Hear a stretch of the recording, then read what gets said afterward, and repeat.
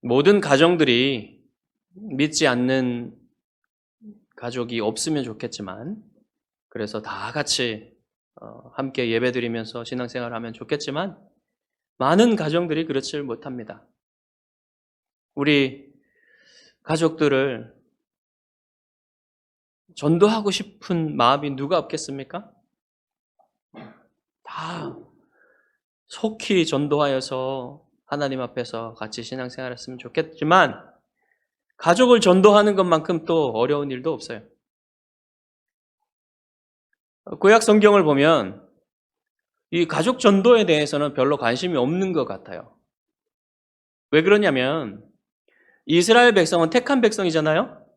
그러니까 이 택한 백성이라는 것을 전제하고 말하기 때문에 그 가족 전도에 대해서는 많이 말하지를 않습니다. 한데 모세의 장인 이드로는 이방인이었어요. 택한 백성이 아니었어요. 그래서 오늘 본문에는 모세가 이방인인 자기 장인에게 전도하는 모습을 볼 수가 있는 겁니다. 오늘 본문에 보면 이드로는 이제 여호와께서 행하신 출애굽에 대한 이야기를 누구한테 전해 드렸어요.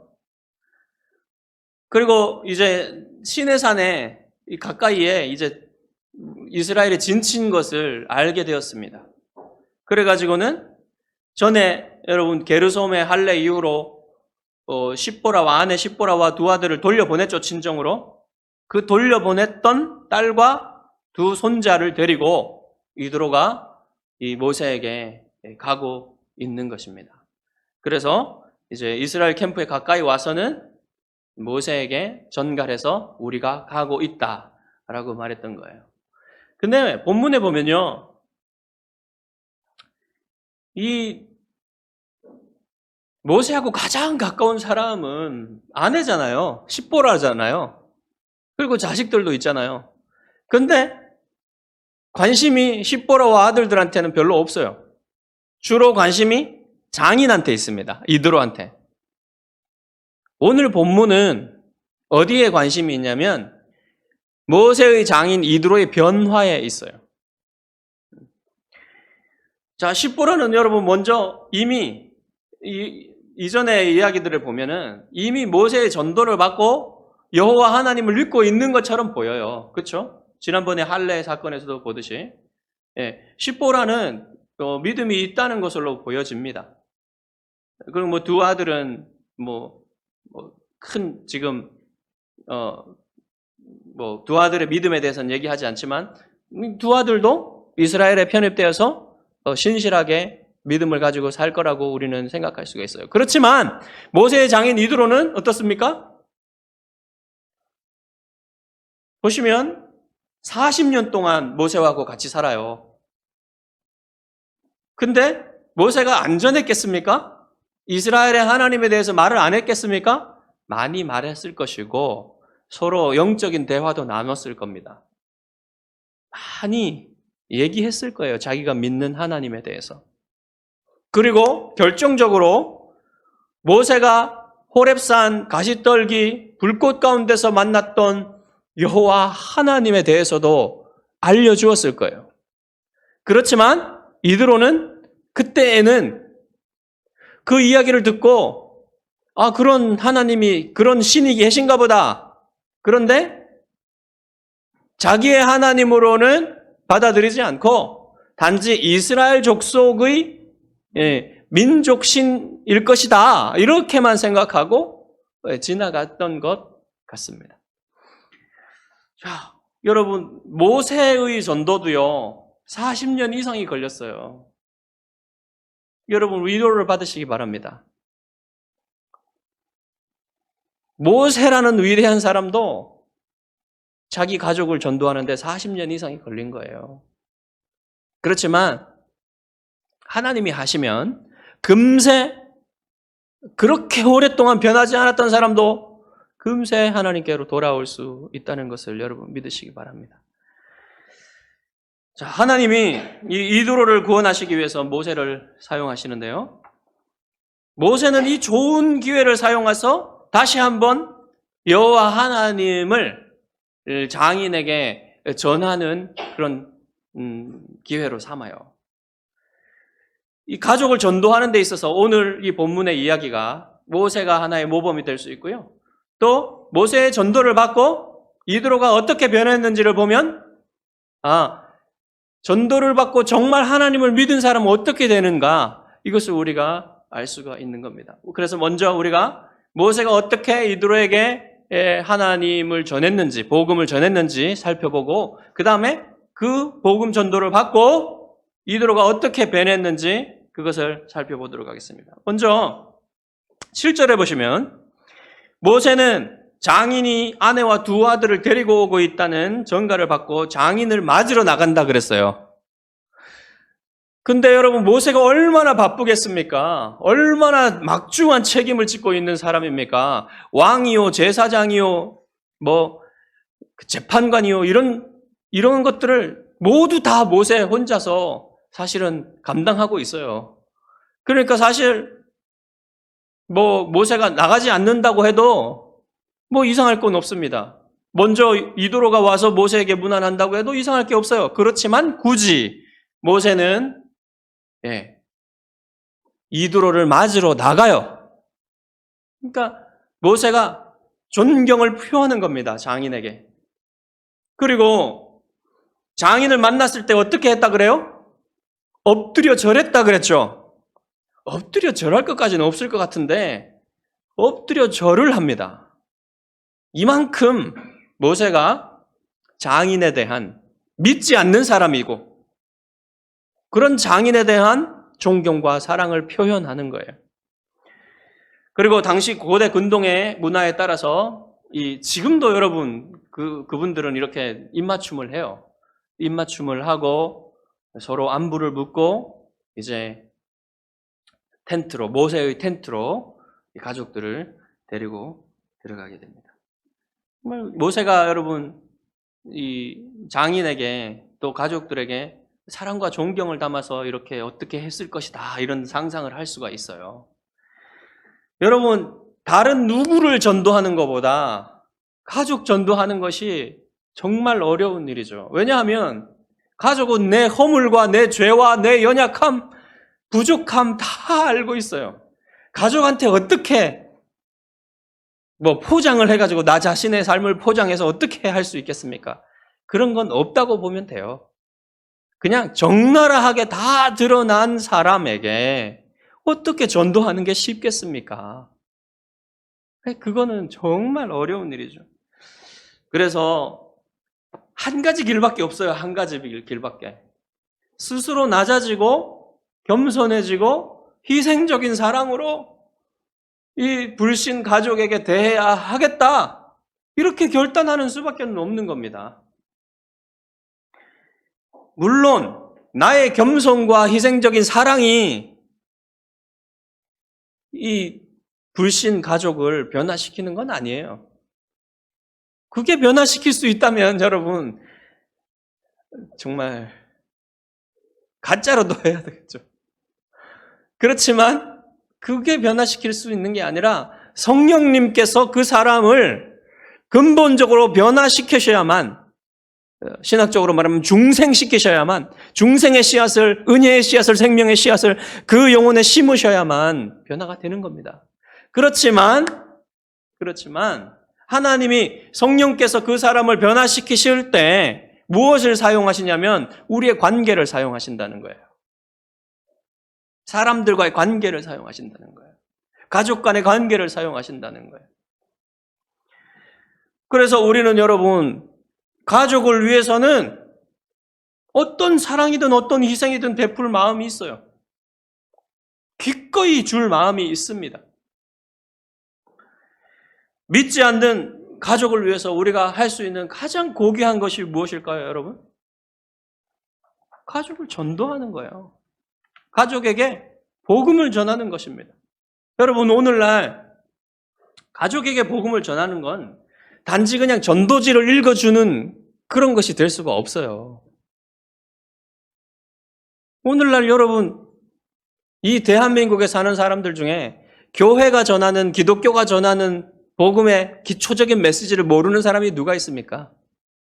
예수님 믿으면 구원받는다 라는 얘기 다 알잖아요. 한 번씩은 다 들어봤을 겁니다. 안 들어본 사람도 있겠지만 그냥 귀동냥으로 이렇게 전해서 이렇게 들은 사람들은 다 대부분일 겁니다. 그리고 기독교가 전하는 윤리적인 메시지, 여러분 절대적인 윤리에 대한 생각을 가지고 있잖아요.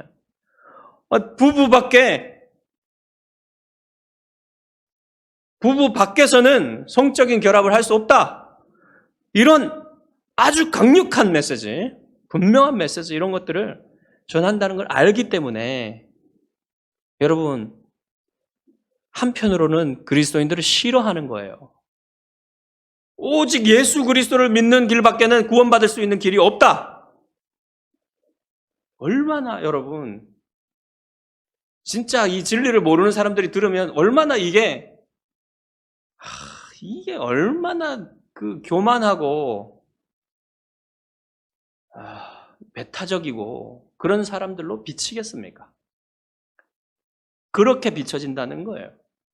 그런데 그냥 예수 믿으면 구원받습니다 라는 말로 가족을 전도한다는 것 이상이 되어야 하는 것이 당연하겠죠, 여러분. 가족을 향한 가장 기본적인 태도가 뭐가 돼야 되냐면 겸손과 희생적인 사랑이어야만 됩니다. 왜냐하면 그게 꼭 전도가 문제가 아니라 기본적으로 그런 태도를 보여야 돼요.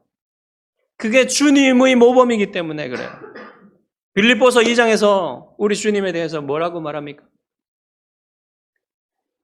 너희 안에 이 마음을 품으라 곧 그리스도 예수의 마음이니 그는 근본 하나님의 본체시나 하나님과 동등됨을 취할 것으로 여기지 아니하시고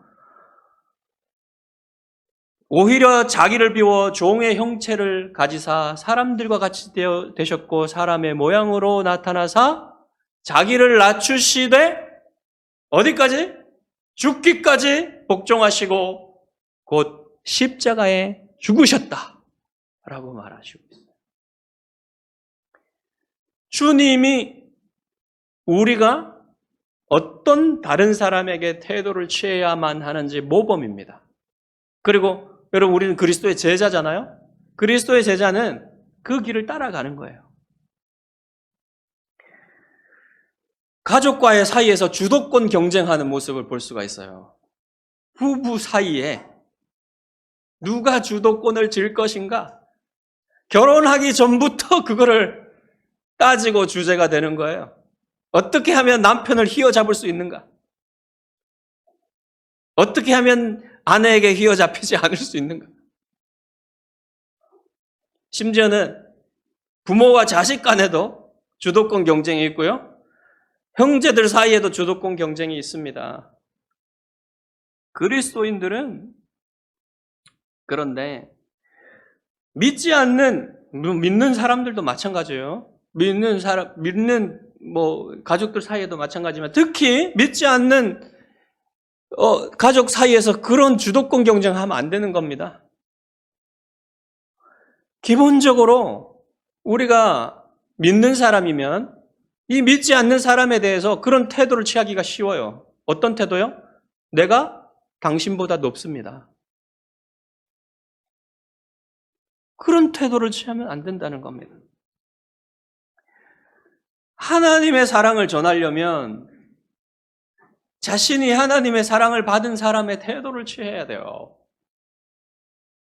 하나님의 위대한 계시를 성경으로부터 배우고 설교로부터 배우고 아는 사람들은요, 그걸 모르는 사람들이 굉장히 뭘 모르는 사람 이렇게 비춰지고 그래서 무시가 됩니다. 의지적으로 여러분 그렇게 하지 않으려는 노력을 해야 돼요. 그런데 내가 믿지 않는 가족보다 높다는 생각을 가지고 있으면 여러분 이 대하는 태도가 안 느껴지겠습니까?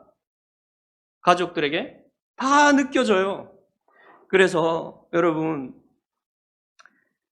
이 복음 전도의 핵심에는 하나님이 세상을 이처럼 사랑하사 독생자를 주셨다는 그 사랑을 이 가족에게 전달하는 것입니다. 근데 그 사랑을 전달할 때 여러분, 이런 마음, 믿지 않는 가족에게 대한 겸손한 마음과 희생적인 사랑의 마음을 그 사람이 나에게서 느끼지 않는다면 어떻게 그 하나님의 사랑을 전달할 수 있겠어요? 네. 그것이 있다면, 우리에게 있다면 여러분 느껴질 겁니다. 불신 가족에게 느껴질 것이에요. 지속적으로 그런 태도를 갖는다면. 근데 우리가 그런 것을 잘 하지 못할 수도 있죠. 그렇지만 지속적으로 그런 태도를 갖는 것은 볼 수가 있어요. 그런 변화를 불신 가족이 볼 수가 있단 말입니다. 여러분, 만약에 그런 태도를 안 갖는다면 점점 시간이 지날수록 그 불신 가족의 마음은 다치겠죠. 그래서 복음에 대한 관심도 줄어들고 복음을 듣고 싶은 마음도 없을 것입니다. 복음을 당신들이 얘기하는 그 구원 받아봤자 별 변화가 없네? 중요한 변화가 없네? 이러고 마음을 닫을 거 아닙니까? 이제 희생적인 사랑을 우리가 믿지 않는 가족에게 베풀어야 하는데, 베푼다기보다는 그냥 그런 태도를 가지고 살아야 하는데, 여러분 보다 보면 가족끼리의 관계 속에서 희생적인 사랑을 하는데도 겸손이 없을 수가 있습니다. 그렇지 않습니까, 여러분? 희생적으로 사랑하는데 거기에 겸손이 없어요. 그걸 느낄 수가 있어요. 여러분, 모든 관계 속에는 강자와 약자가 있습니다. 근데 약자가 겸손할 것이라고 생각하면 오산이에요. 약자도 교만할 수 있고요. 강자도 겸손할 수 있어요. 관계 속에서. 그러니까 희생적인 사랑을 하면서도 거기에 겸손이 있어야 된다는 거예요. 여러분, 이것을 우리가 참 쉬운 일이 아니지만 우리 속에서 항상 우리가 가족들을 대할 때 이런 부분들을 점검을 해야 되고요. 정말 지속적으로 내가 그러한 겸손과 사랑으로 가족을 대하고 있는지를 생각해 봐야 됩니다. 이 겸손은 어디에서 생기냐면요, 여러분.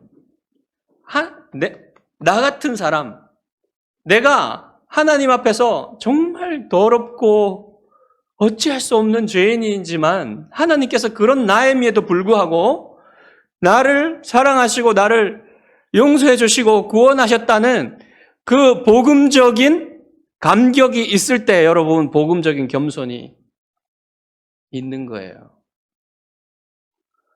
그렇게 용서받고 그렇게 사랑받은 사람이 어떻게 교만할 수 있겠습니까? 빚진 자의 마음을 가지고 가족들을 대할 수 있겠죠. 그래야만 그런 겸손이 필요한다는 것입니다.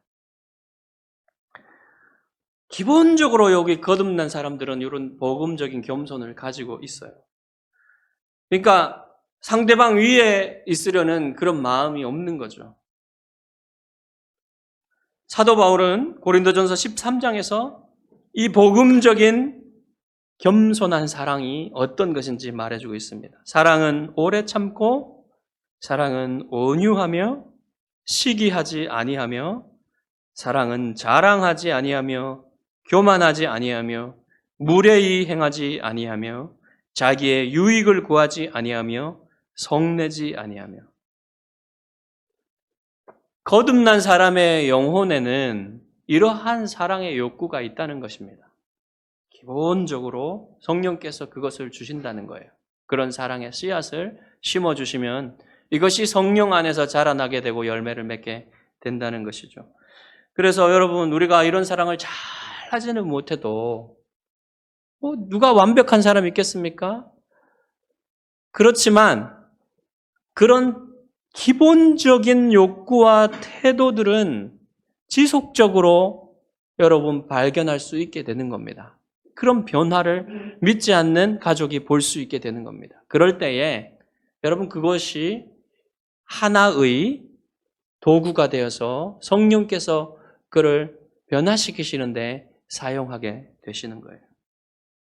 자, 이제 모세의 텐트로 들어간 모세와 이드로가 무슨 얘기를 나눴을까요? 전에 모세가 이드로를 떠날 때 하나님이 모세에게 어떤 명령을 주셨는지 다 얘기하지 않고 갔어요. 그냥 그들이 이스라엘 백성이 애굽의 압제에서 살아있는지 아닌지 내가 보고 오겠습니다. 이러한 얘기만 하고 갔죠. 자, 그런데 이제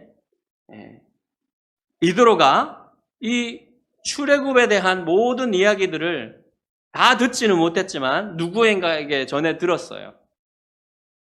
이제 그 이야기를 만나가지고 직접 경험한 모세가 이제 해주게 될 수 있게 됐다는 겁니다. 굉장히 좋은 기회죠.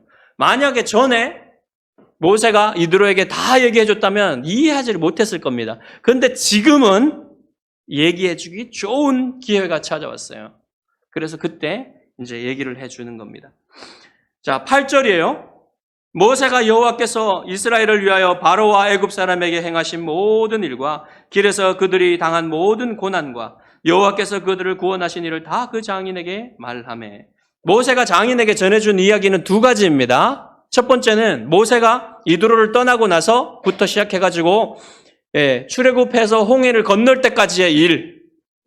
그리고 두 번째는 이제 광야에서 그들이 겪은 고난과 그 고난 속에서 하나님이 그들에게 공급하시고 구원하신 일에 대한 이 두 가지 일을 얘기를 했다고 그래요. 여러분, 먼저 첫 번째 이야기를 하면서 무슨 얘기를 했겠습니까? 하나님이 10가지 재앙을 통해서 어떻게 바로와 애굽 사람들을 심판하셨는지 전지전능하신 하나님에 대해서 말씀을 하셨겠죠. 그리고 그러면서 여러분 애굽의 모든 거짓 신들에 대해서도 얘기하고 전지전능하신 유일하신 하나님에 대해서 얘기했겠죠. 그리고 나서 여러분 고난에 대해서, 광야의 고난에 대해서 얘기했지만 그때 물이 없고 음식이 없는 상황에서도 하나님이 그들에게 어떻게 기적적으로 먹여주시고 물을 주셨는지, 그리고 아말렉과의 싸움에서 어떻게 이기게 하셨는지 이런 얘기들을 다 해줄 수 있었어요. 얼마나 자세하게 얘기했는지는 우리가 알 수 없지만 모세가 이 출애굽기에 기록하는 솜씨를 보면 아주 자세하지만 간결하게 그렇게 꼭 전해야 될 것들을 다 전해 주었을 것입니다. 자, 모세는 장인에게 얘기할 때 단지 좋은 얘기만 하지는 않았어요. 고난에 대한 얘기, 부족함에 대한 얘기, 이런 것까지 다 얘기를 해줬단 말입니다. 우리가 여러분 불신자에게 복음에 대해서 얘기할 때 좋은 얘기만 할 필요는 없어요.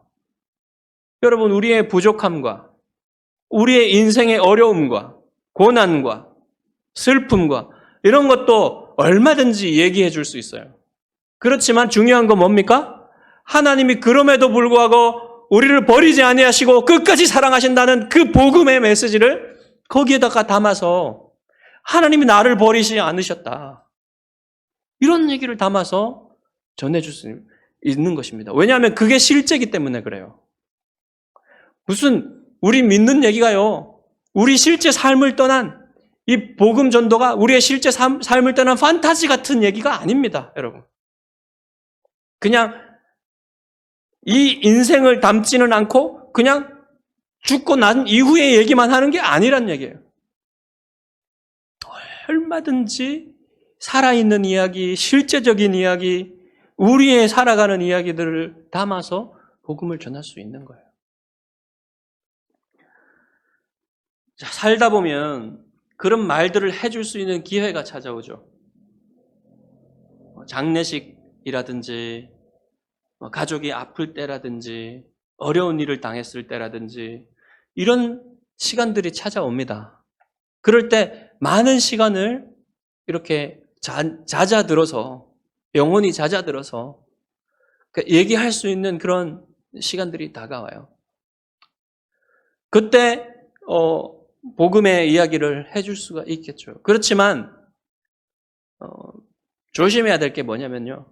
먼저 물어오기 전에, 먼저 인생에 대한 이야기, 영적인 이야기를 관심 있어 하기 전에 그냥 막 해버리면 그냥 마음을 닫고 안 들을 수 있다는 겁니다.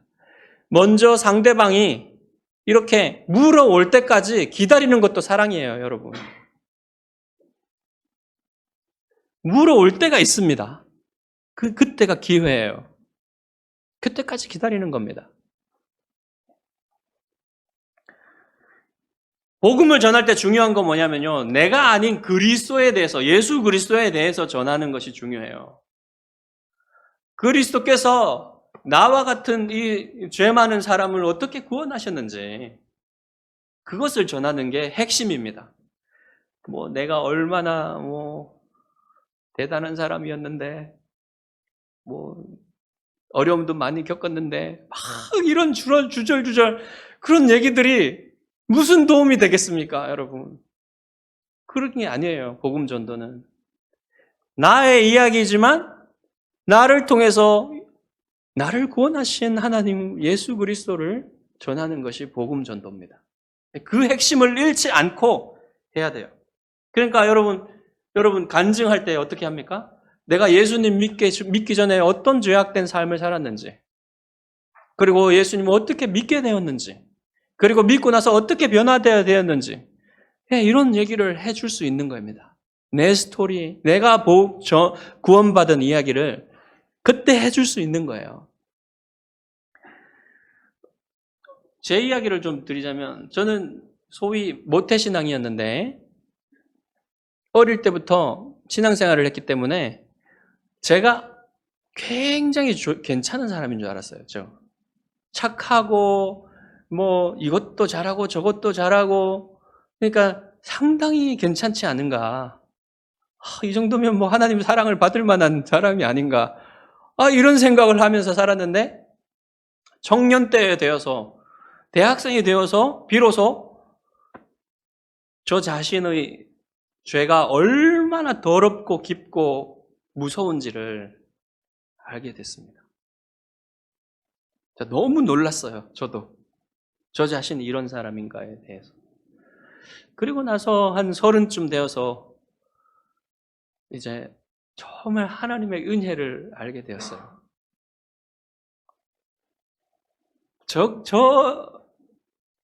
제가 아닌 하나님의 주권적인 은혜를 기꺼이 깨닫고 받아들이게 되었어요.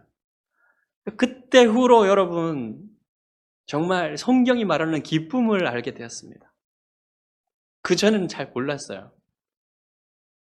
하나님을 아는 기쁨, 하나님과 만나는 기쁨, 이것을 알게 되었습니다. 여러분, 제 이야기는 그냥 잔잔해요. 잔잔한 이야기입니다.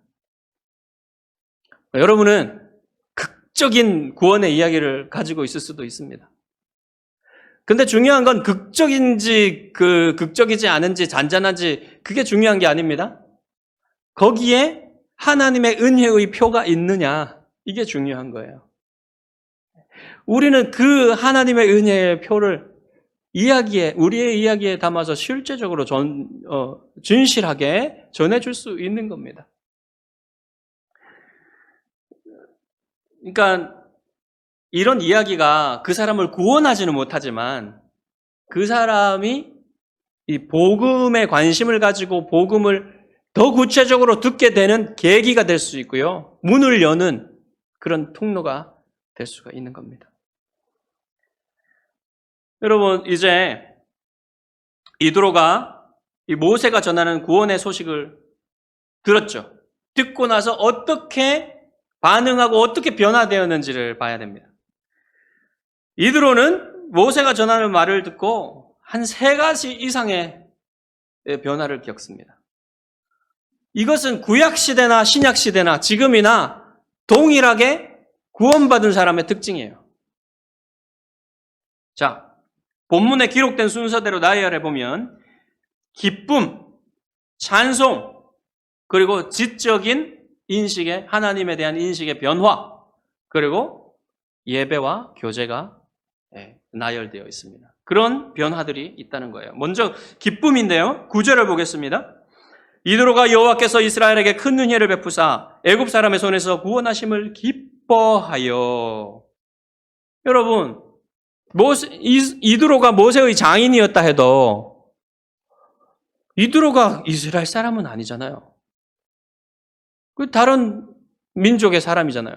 그런데 왜 하나님이 이스라엘을 애굽의 압제에서 구원하신 사실을 이렇게 기뻐했을까요?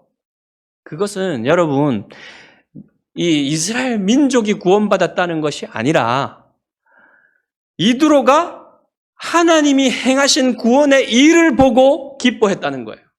개인적으로 그 하나님이 구원하시는 행동을 보고 기뻐했다는 거예요. 본문을 보시면 여호와께서 뒤로 가보시면 구원하심을 기뻐했다. 이렇게 얘기하죠. 여러분, 이드로가 기뻐했다고 할 때 이 기뻐하다라는 이 동사는요, 구약 성경에서 아주 드물게 사용되는 단어입니다. 아주 강렬한 기쁨을 표현하는 거예요. 시편 21편 6절에 이 단어가 이제 사용되는데, 왕인 다윗이 자기의 기도를 들어주신 하나님을 기뻐하는 내용이에요. 그가 영원토록 지극한 복을 받게 하시며 주 앞에서 기쁘고 즐겁게 하시나이다. 예, 이 단어가요, 굉장히 강렬한 뜻을 가지고 있기 때문에 어떤 영어 성경은 great joy라고 번역을 해요.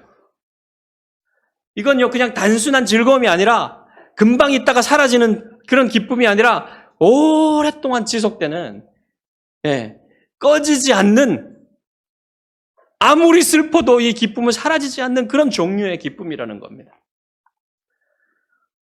한 사람의 영혼에 이 기쁨이 들어오면 그의 영혼에 지속적으로 영향을 미쳐서 이 기쁨이 그 사람을 기쁨의 사람으로 만들어주는 거예요. 다른 것으로는 채울 수 없는, 하나님만 채울 수 있는 행복, 그것을 주셨다는 겁니다. 자, 이드로가 여러분 이런 행복, 이런 기쁨을 갖게 되었다는 거예요. 이 복음을 듣고 하나님을 알게 되어서. 이 기쁨이 여러분 오늘날 우리의 특징이기도 하고 초대교회 성도들의 특징이기도 합니다. 초대교회 성도들을 보면 사도행전 2장에 오순절 성령 강림 이후로 예루살렘 교회가 엄청난 숫자가 불어났죠. 그때 그 사람들이 어떻게 했습니까? 날마다 마음을 같이하여 성전에 모이기를 힘쓰고 집에서 떡을 떼며 기쁨과 순전한 마음으로 음식을 먹고 하나님을 찬미했다. 그들의 특징이 이겁니다. 기쁨이에요, 기쁨. 기쁘게 하나님을 찬미하는 겁니다. 심지어는 슬픔이 생기고 로마의 압제를 받고 있는 그들의 삶은 여러분 결코 오늘날과 같이 이렇게 풍요롭고 자유로운 게 아닙니다. 굉장히 고통스럽고 어려운 상황이에요. 그럼에도 불구하고 그들은 기쁨이 끊이지를 않았어요. 심지어는 야고보와 스데반이 순교하고 죽는 그 상황에서도 여러분 그들의 기쁨이 꺾이지가 않았습니다. 네. 성경의 표현대로 하면 이 기쁨은 어떤 법으로도 금지할 법이 없는 성령의 열매예요. 그것이 이드로에게 주어졌다는 겁니다. 우리가 불신자들에게 전달하고자 하는 것도 바로 이 기쁨입니다. 기쁨. 이 행복. 이것을 전해주고 싶은 거예요. 두 번째로는 이드로가 여호와께 찬송을 드렸다고 했어요. 10절입니다. 이드로가 이르되 여호와를 찬송하리로다. 너희를 애굽 사람의 손에서와 바로의 손에서 건져내시고 백성을 애굽 사람의 손날에서 건지셨도다. 여러분, 찬송은 자기가 기뻐하는 대상에 대해서 자연스럽게 나오는 반응이에요. 내가 기뻐하는 대상이 있으면 여러분 찬양을 합니다. 찬송을 해요. 내가 정말로 사랑하는 여자가 있으면 그 여자를 칭찬하고 찬송을 하게 됩니다. 당신은 어떻게 이렇게 사랑스럽습니까? 노래하게 되죠. 여러분, 하나님을 알게 되면 그 찬송이 흘러나오게 된다는 거예요. 이 기쁨이 이드로에게 있어서 하나님을 찬송하게 되었다는 겁니다. 그 다음에 세 번째로 이드로의 기쁨과 찬송은 지성적인 깨달음, 하나님이 누구신지 지성적으로 깨닫게 되어서 인식이 변화되어서 나오게 된 것이라는 말이에요. 자, 11절에 보십시오. 이제 내가 알았도다. 여호와는 모든 신보다 크심으로 이스라엘에게 교만하게 행하는 그들을 이기셨도다. 이드로는 여러분 이방 다신교의 제사장이었어요. 여러 다른 신들을 인식하고 있었습니다. 그렇지만 이제 모세의 이 복음 전도를 듣고 유일하신 다른 신들보다 크신 하나님, 이스라엘의 하나님을 알게 되었다, 인식하게 되었다. 이런 이야기입니다. 새로운 깨달음을 얻었다는 말이에요. 여러분, 믿음은 들음에서 나고 들음은 그리스도의 말씀으로 말미암는다 그랬죠. 정확히 이 일이 이드로에게 일어난 겁니다.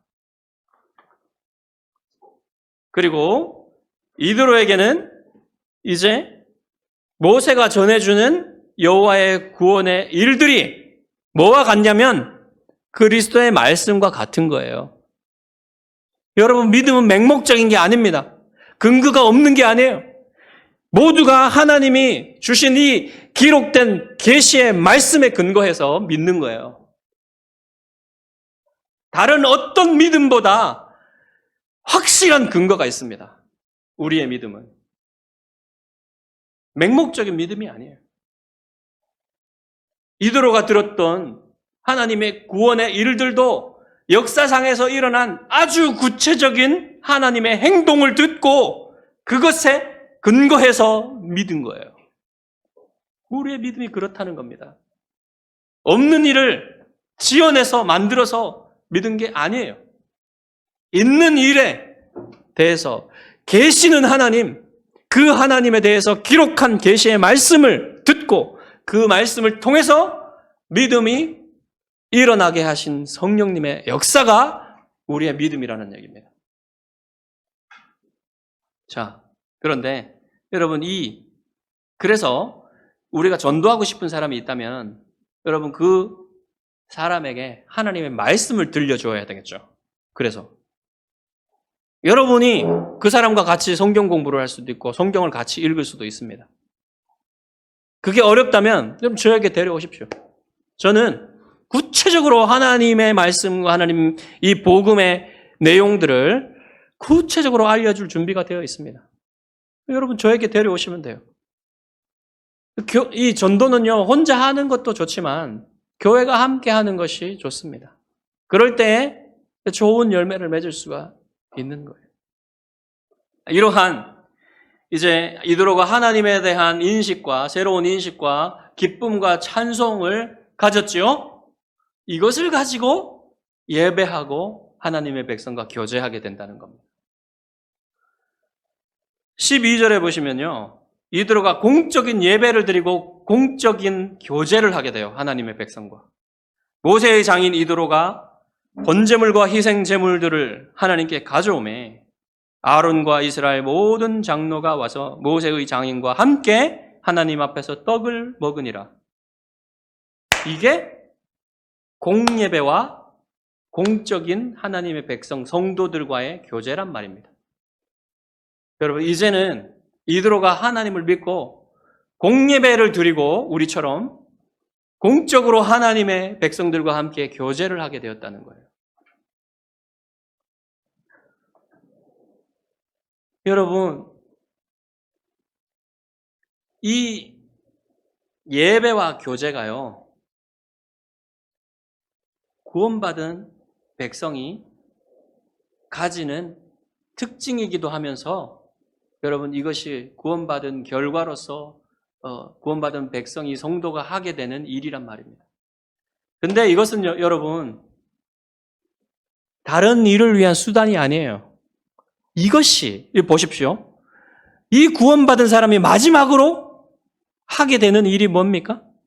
열방에 우리가 선교하고 전도해서 마지막으로 하게 되는 일이 무엇입니까? 예배란 말입니다. 그리고 구원받은 백성과의 교제란 말입니다. 여러분, 이것이요 우리의 목적이에요. 이 땅에 살아가는. 그리고 우리가 영원한 천국에 가서 이것을 누리게 될 것입니다.